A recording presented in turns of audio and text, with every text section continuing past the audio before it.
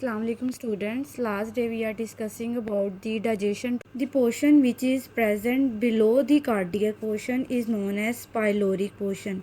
This portion is known as pyloric portion. In this way we can say that our stomach has two main portion. One is known as cardiac portion.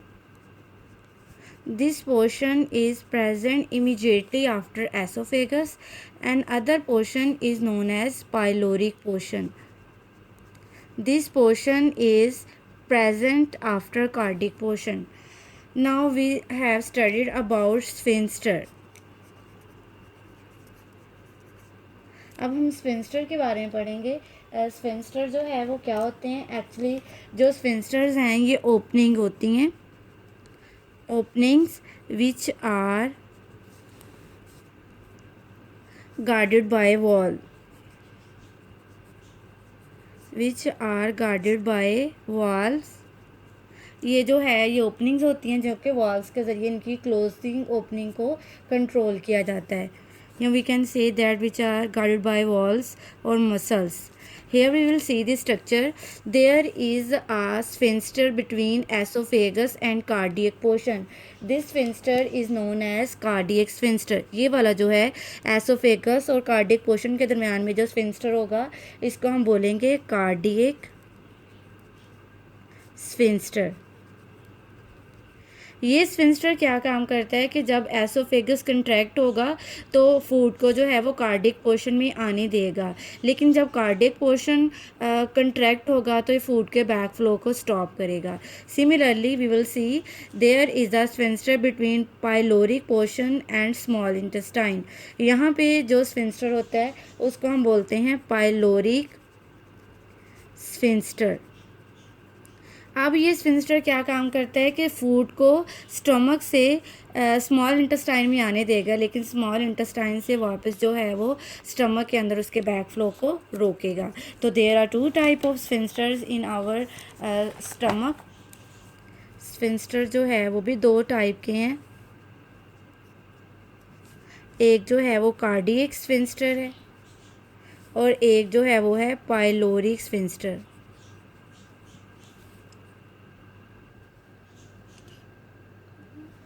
There are two types of sphincter, cardiac sphincter and pyloric sphincter. Now we will study about the digestion in stomach. Digestion in stomach. As food enters our stomach, जैसे ही food जो है वो हमारे stomach के अंदर जो है वो इंटर होगा, फ़ौरन जो है यहाँ पर जो है वो गैस्ट्रिक ग्लैंड्स होते हैं. स्टमक की वॉल के अंदर जो है वो गैस्ट्रिक ग्लैंड्स होते हैं. जैसे ही फूड हमारा स्टमक के अंदर इंटर होगा तो यहाँ पे जो गैस्ट्रिक ग्लैंड्स हैं वो अपनी सक्रीशंस प्रोड्यूस करेंगे और उस सक्रीशंस को बोलेंगे gastric juice. We will study that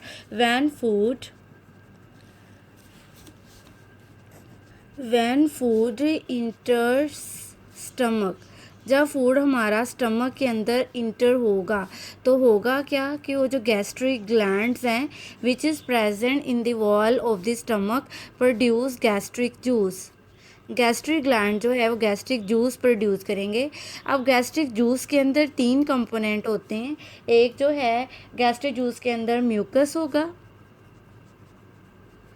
एक गैस्ट्रिक जूस के अंदर हाइड्रोक्लोरिक एसिड होगा और थर्ड कंपोनेंट जो हाइड्रोक्लोरिक एसिड का है वो है protein digesting enzyme.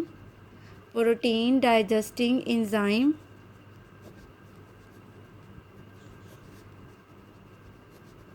which is known as pepsinogen. These are three different components which are present in gastric juice. Now we will study about the role of a HCl. Mucus usually aid in lubrication. कि lubrication का काम करता है, food को जो है वो moisture environment provide करेगा.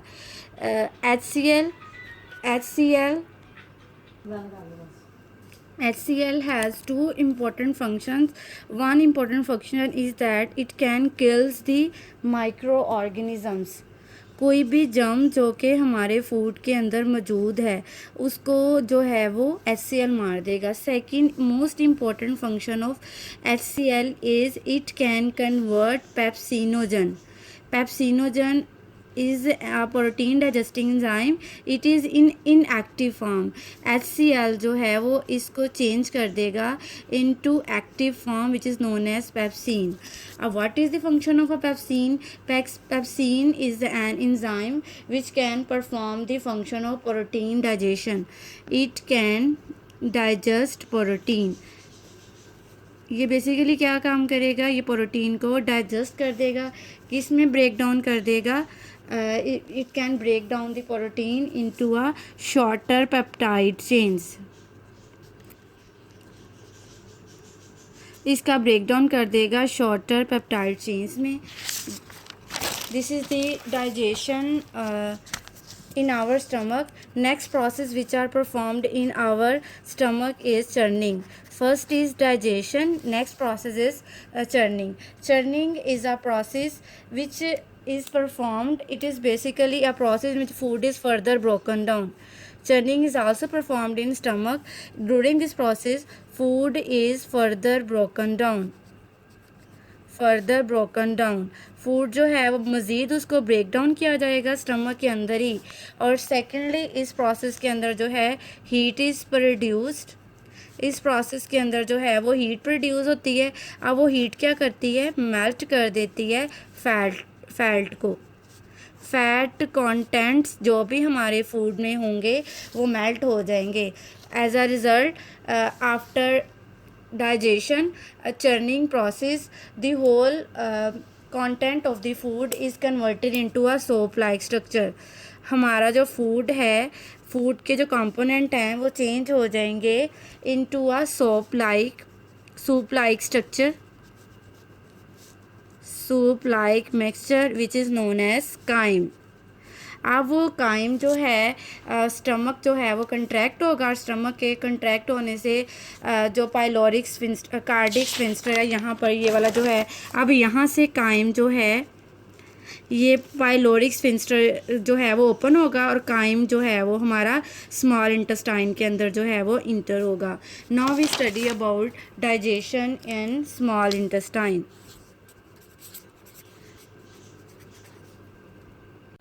Now we studied the digestion process in small intestine. Small intestine according to their structure is divided into three components. First is known as duodenum. Second part is known as jejunum.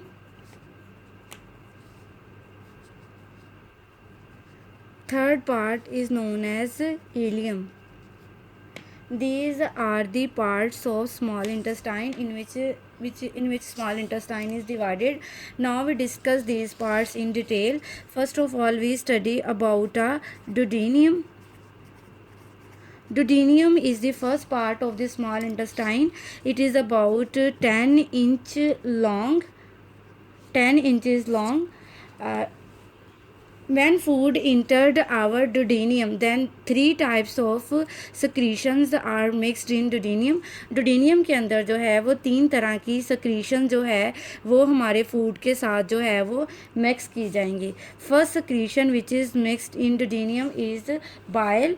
Bile is secreted from liver. First secretion जो हमारी duodenum के अंदर food के साथ mix की जा रही है वो bile है.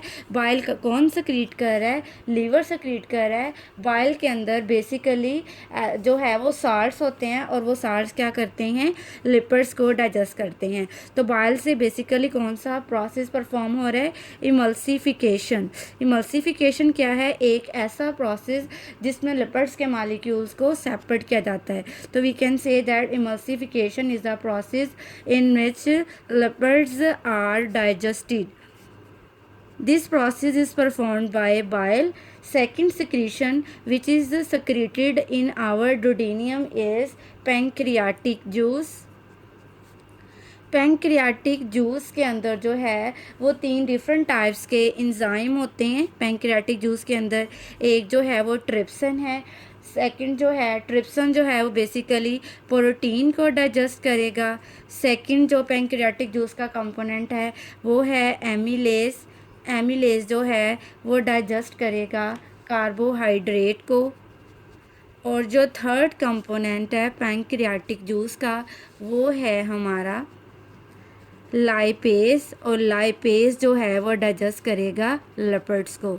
इन this way we can say that pancreatic juice perform the digestion of protein, carbohydrate and lipids. Third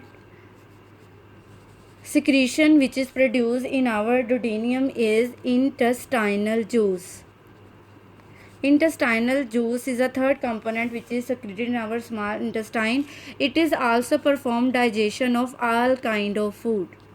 digestion of all kind of food, यहाँ पर हर तरह के फूड की जो है वो डाइजेशन होगी। तो so we can say that duodenum perform digestion of all type of food, whether it is carbohydrate, protein or lipids. Now we will study the second part of a small intestine, which is jejunum. Jejunum is the second part of a small intestine. It is about 2.4 metre long और it is concern with the जो रह जाएगा ना carbohydrate, protein और fats, वो यहाँ पर digest होंगे। It is concern with rest digestion of carbohydrates, proteins and fats. जो रह जाएंगे वो यहाँ पर जो है वो डाइजेस्ट होंगे।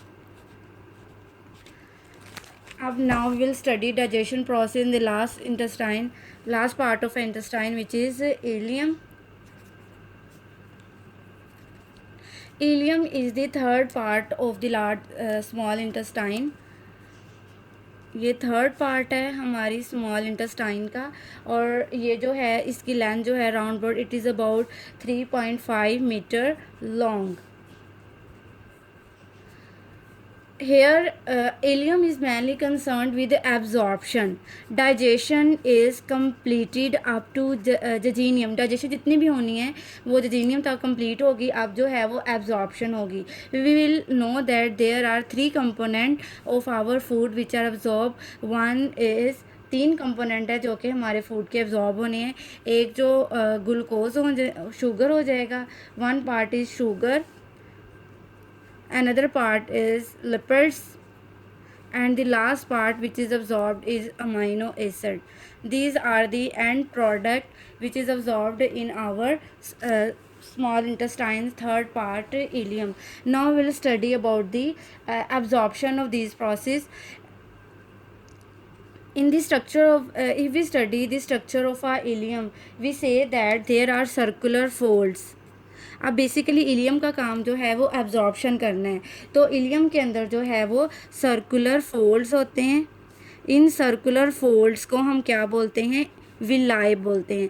विलाई का बेसिकली काम क्या होता है? एब्जॉर्प्शन करना। एब्जॉर्प्शन के अंदर जो है वो हेल्प आउट करेंगे। Now will study the structure of a ileum, villi. अब हम विलाई का जो है वो स्ट्रक्चर, विलाई की जो आउटर वॉल है वो सिंगल सेल थिक होती है। इसके अंदर ये वाली जो है वो इसके अंदर कैपिलरीज होंगी, और इंटरनल ये जो है इसके अंदर जो है वो लैक्टियल वेसल्स होंगी, और ये इसकी जो है वो आउटर इसकी जो भी सेल मेम्ब्रेन होगी वो इसकी वन सेल थिक है। Now will study the process of absorption, कि इसके अंदर जो है वो एब्जॉर्प्शन कैसे होती है। पहले जो एब्जॉर्प्शन होगी वो है amino acids and sugar. First of all we study about the absorption of sugar and amino acid. Amino acid जो हैं वो प्रोटीन के एंड प्रोडक्ट हैं, शुगर जो है वो कार्बोहाइड्रेट के एंड प्रोडक्ट हैं। Now we study about the absorption. Sugar और अमाइनो एसिड जो हैं ये जो है ब्लड कैपिलरी के अंदर, ये जो ब्लड कैपिलरीज है जो यहाँ पर मौजूद हैं, इनके अंदर जो है वो एब्जॉर्ब होंगे। ये कहाँ पे एब्जॉर्ब हो रहे हैं? ब्लड कैपिलरी जो कि यहाँ पर मौजूद है हमारी स्मॉल इंटेस्टाइन के अंदर, वहाँ पर एब्जॉर्ब होंगे शुगर और जो अमाइनो एसिड होंगे। Sugar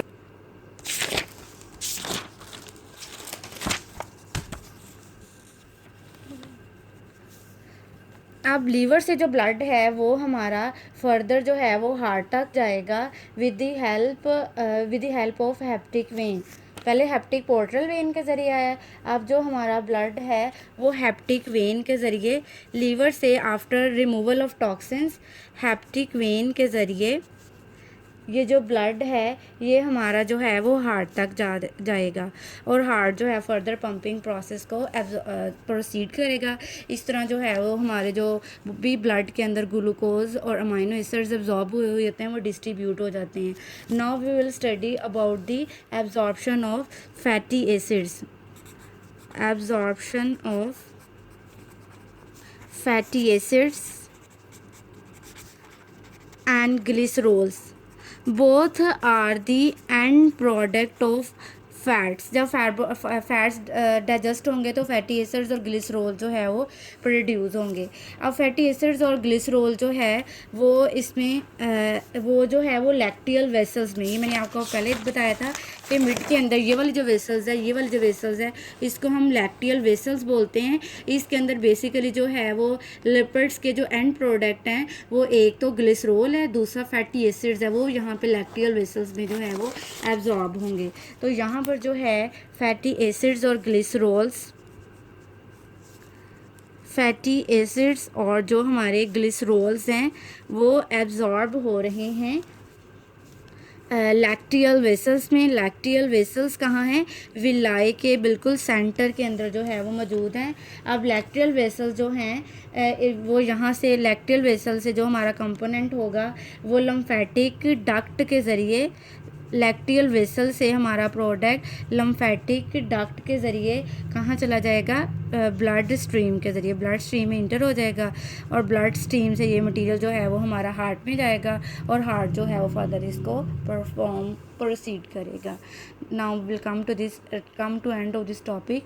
we will share next topic tomorrow. Thank you.